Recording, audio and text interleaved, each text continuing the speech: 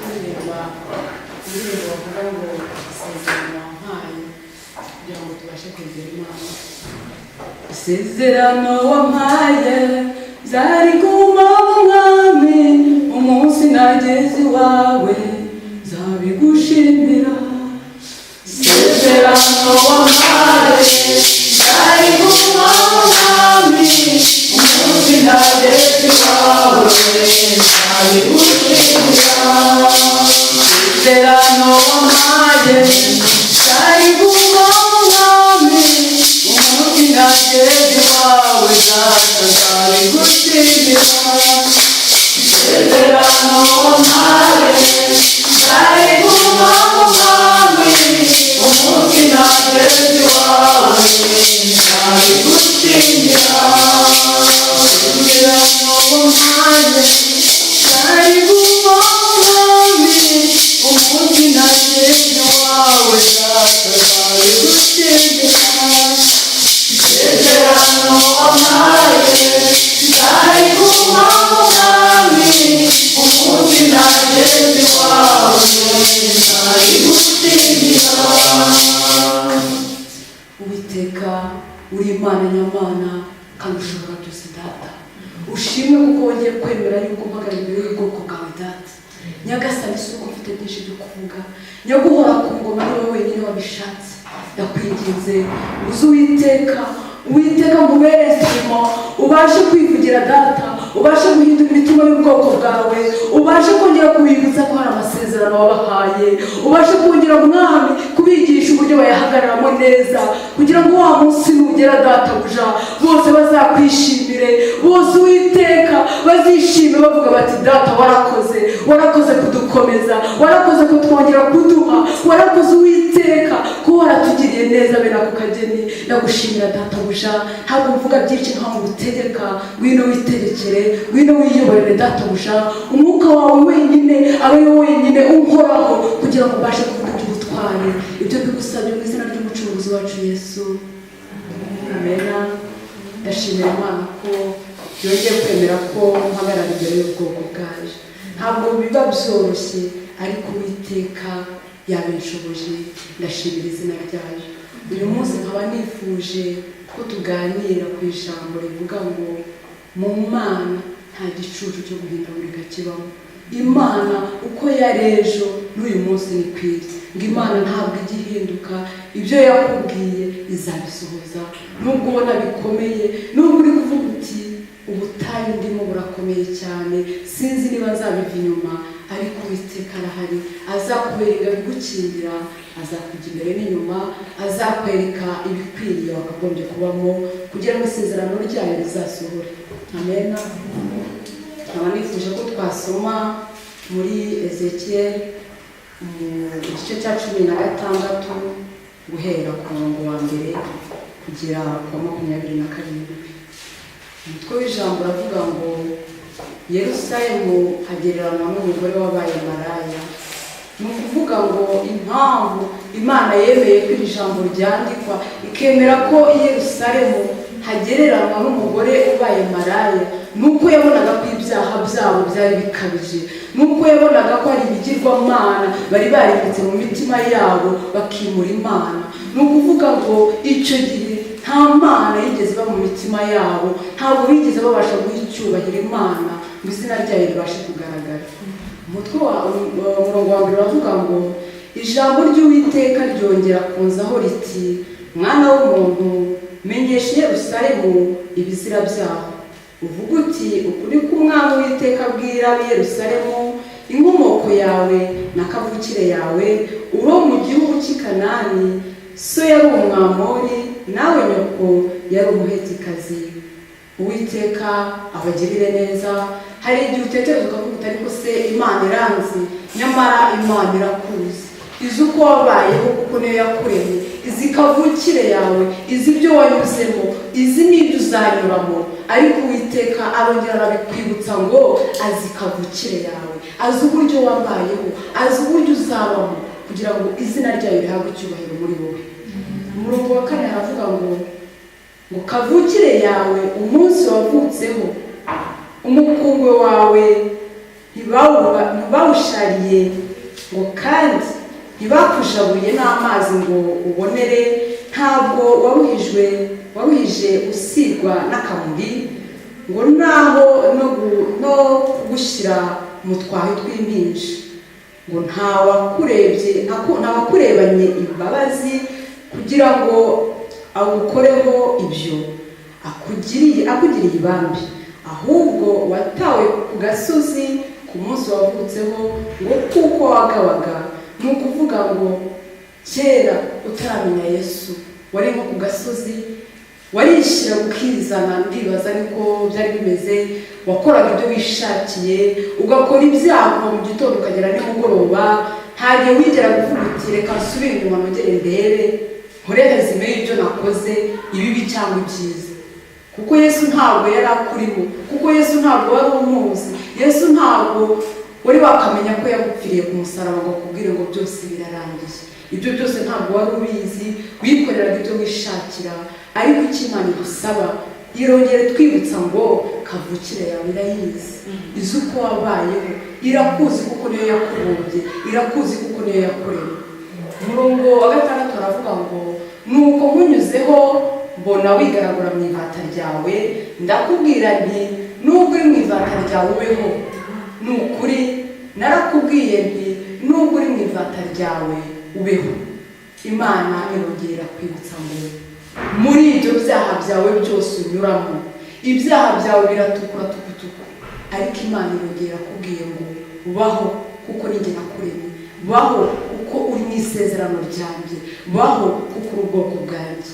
Imana ni inyembabazi, Imana igira ubuntu cyane, ntabwo burya ngo nta hantu kuri umuntu yagera ngo Imana itabasha kumukura. Hari igihe uvuga uti ibyaha byanjye birakabije, sinzi niba nshobora no kujya muri eglise ahari ngo Imana ibashe kunyumva, ukaba ufite n'ubwoba bwo gukandagira meme no ku muryango wa eglise kuko uvuga uti ibyo ndimo birakabije cyane, ni umwanda ukabije. Ariko Uwiteka aravuga ngo baho kuko niyo yakuremye, baho kuko uri mu isezerano ryayo. Ndibaza ko hano Imana ikimara kuvuga ngo baho, byashakaga kuvuga ngo mu masezerano naguhaye, mu masezerano nongere kukwibutsa baho. Ukwizera ni ijambo rikomeye cyane, ukwizera ni ijambo ntabasha gusobanura cyane, ariko ririmo ibintu byinshi cyane. Kubera ko Imana imaze kukubwira ngo baho, ni ukuvuga ngo iguhaye isezerano. Akenshi ntabwo dukora tansiyo ngo tuvuge ngo mbese kuki Imana yabashe kuvuga ibi bintu, ariko Imana iravuze ngo baho, ugiye mu isezerano ryayo. Kwizera bisubiremo ni ijambo rikomeye cyane, ngo kwizera ariko kwatumye Mariya ahabwa isezerano ko azabyara umwana w'Imana. Yari umukobwa, umwuka wera uramumanukira uramubwira ngo ugiye kuzabyara umwana w'Imana, ugiye kuzabyara umwami w'abami, ugiye kuzabyara umwana uzategeka isi. Ntabwo byari byoroshye, yari akiri umukobwa, yibazaga ko agomba kugenda akarongorwa na Yosefu, ariko akavuga ati se ibi bintu nzabigenzane? Yosefu se we nzamubwira mu ki? Iyi nda se nzamubwira ko yabaye yandi? Ariko ibyo byose ntabwo yabyibajeho igihe kirekire. Yaravuze ati ndabyemera kubera ko umwuka wera yabimpinditse, ndabyemera mubyare kubera ko ari biri mu isezerano ry'Imana. Kwizera niko kwatumye Zakariya ahabwa isezerano bivuga ngo Elizabeti azabyara umwana w'umuhungu, azabyara Yohana. Kandi ubwo Yohana yari yaramuhaye isezerano ryo kuvuga ngo uwo mwana azakura, azakorera Imana, azaba mu ngoro y'Imana. Ni ukuvuga ngo nta gisindisha na kimwe cyagombaga kuzajya mu kanwa ke. Yagombaga kuzaba umwana, agatambira Imana, agakorera Imana mu buzima bwe bwose. Ndibaza ko ibyo bintu byari bikomeye cyane. Kwizera ndabivuga ariko ni kenshi cyane. Kwizera niko kwatumye Abeli abasha gutamba igitambo kiruta icya murumuna we kubera ko yashakaga gushimisha Imana. Kwizera niko kwatumye Hana wari ingumba abasha guhabwa isezerano akabyara Samweli. Ndibaza ni ibintu birenze ubwenge bwacu. Kwizera turabivuga tukabifata nk'ibintu byoroshye, ariko kwizera isezerano Uwiteka yaguhaye ntabwo biba byoroshye. ariko n'abandi bose barabishoboye, n'abandi bose babigezeho.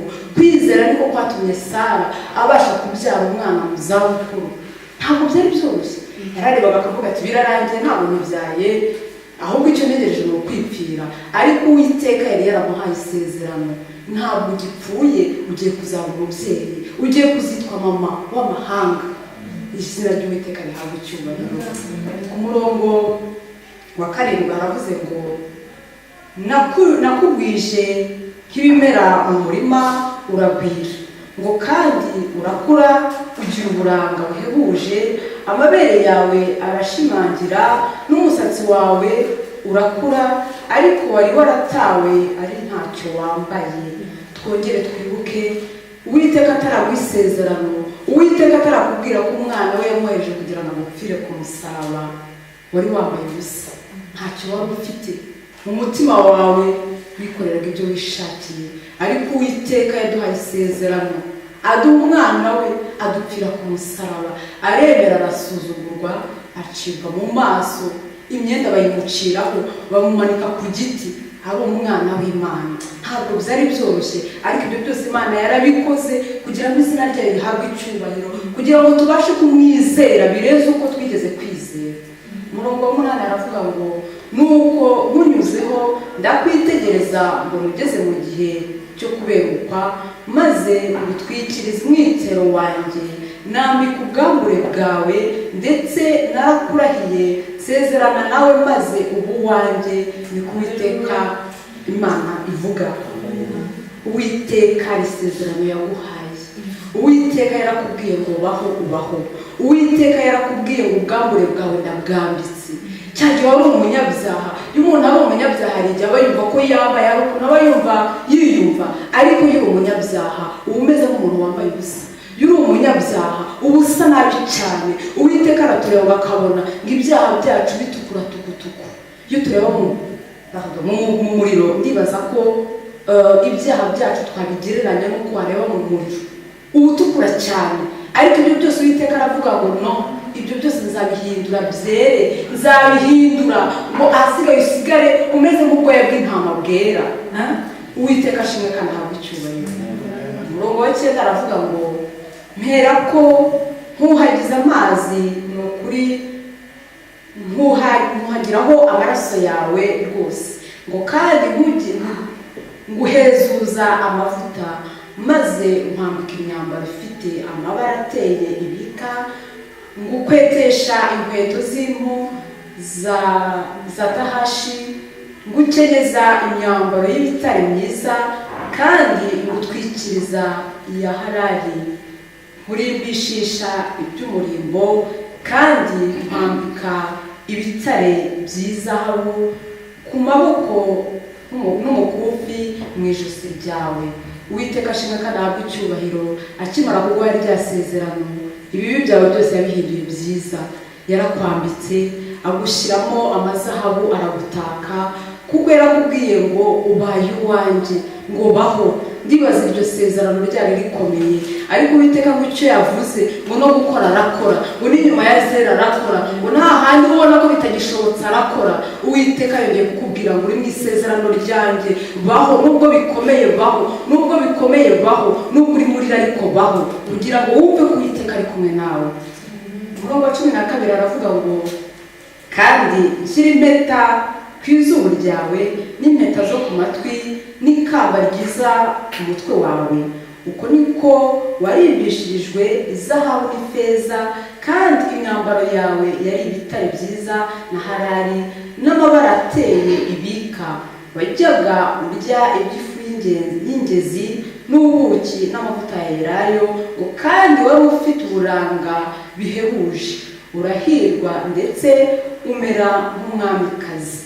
Uwiteka tumushime kandi